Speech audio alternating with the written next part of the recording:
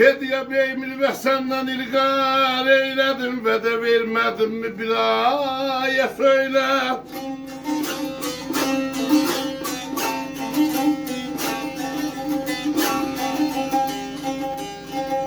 Neylime ilde şeştin ey feymana ey gelmedin. Demedim mi derdini bir aya söyle.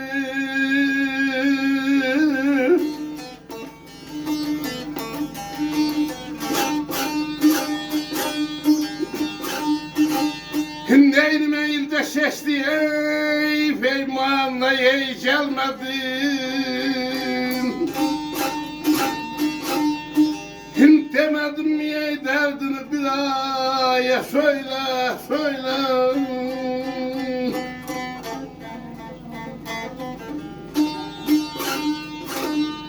Sen abimir ve senden ilgar eyledim ve de vermedim mi bir aya söyle. İlde şeşti feymanına gelmedin. Demedim mi derdini bir aya söyle. Könlüm doymaz bu sevdadan yarımaz. Ben çok sevdim, hayır sevdi yarım az. Bir adamın şidası olsa yarım az zikredebilir mi bir aya? Söyle.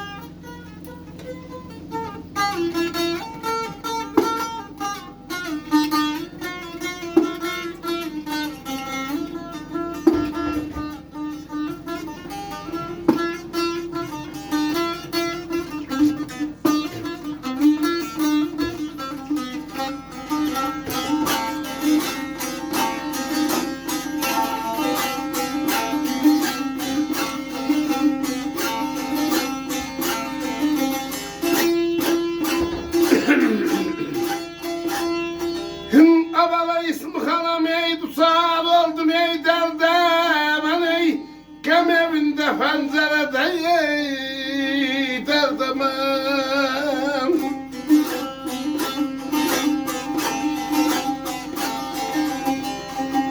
Oğlum ey halda görsen ey benim ey kimin ey derdem. Hinteyinin derdini bir aya söyle.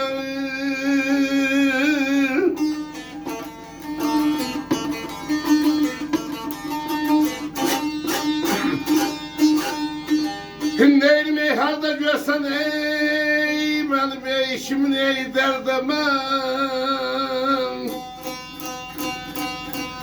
Hinteyinin ey derdini bir aya söyle söyle söyle.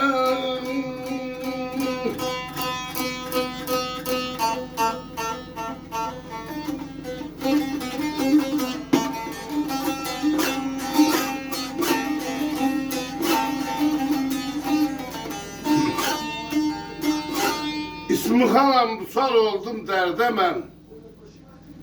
Gem evinde pencerede derdemen. Oğlum harda görsem benim kimi derdemen. Deyinin derdini bir aya söyle. Hoşbaht olun, var olun. Allah canınızı sağ eylesin.